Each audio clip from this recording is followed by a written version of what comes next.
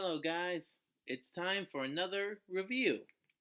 Now, with the new Godzilla film coming out very shortly, I think it's time to look back at the film where not only did Godzilla actually fight to protect humanity for the first time, but he also teamed up with Rodan, Mothra, to fight against Ghidorah, the three-headed monster, also known as King Ghidorah. And the name of that film is Ghidorah, the three-headed monster. Don't kind of redundant, I'm just now realizing. Anyway, this is the fifth Godzilla film, the third film to have Mothra, the second film to have Rodan, and the very first appearance of King Ghidorah. Now, in this film, a meteor falls from space, and once it, hatches, out comes the adult size King Ghidorah, a three-headed golden space dragon that goes from planet to planet, destroying civilizations, and is now here to do the same thing to Earth. The arrival of this monster awakens Rodan from his volcano, where he was at the end of his solo film, and Godzilla rises again from the sea after the previous film where he fell into the ocean after his fight with Mothra, or I guess two Mothras, in both larvae.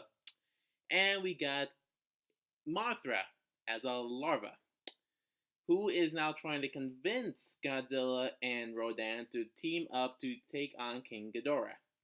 Now, the actual scene where a little larva form Mothra tries to convince Rodan and Godzilla to fight King Ghidorah, it is pretty funny.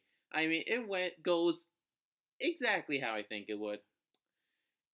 And really, there is a good amount of humor in this film because, of course, it's from the 60s, giant monster film.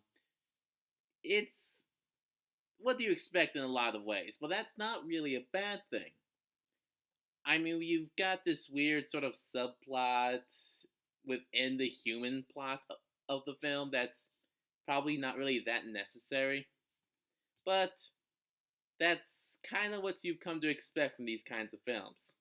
But other than that, the human characters are certainly interesting, and they do keep you engaged in between monster scenes. And the actual fights, of course, are pretty entertaining to watch, both just being hilarious, but also being pretty awesome to watch too. So this is really the first time in the Godzilla franchise back in 1964 when you had all of these monsters together on the screen. And this did mark a pretty big milestone where this is the first time Godzilla is actually sort of a hero in this film. And this is the beginning of a sort of arc for the first wave of Godzilla films that would see Godzilla actually become a hero for mankind and the planet Earth, very much like how Mothra has always been portrayed as. It's a very interesting film in terms of actual historical significance to the Godzilla franchise, but also very essential viewing for any Godzilla fan. And I'm glad I finally got the time to actually go and watch this film. And by go, I mean on my laptop. So, yeah, this is a really fun film, and you should probably check this one out before you go see Godzilla, King of the Monsters. I'm not being paid or anything to mention that film. I'm just really excited to see that film when it comes out. That's all I have to say right now. Like, comment, subscribe, share, and I'll see you guys next time.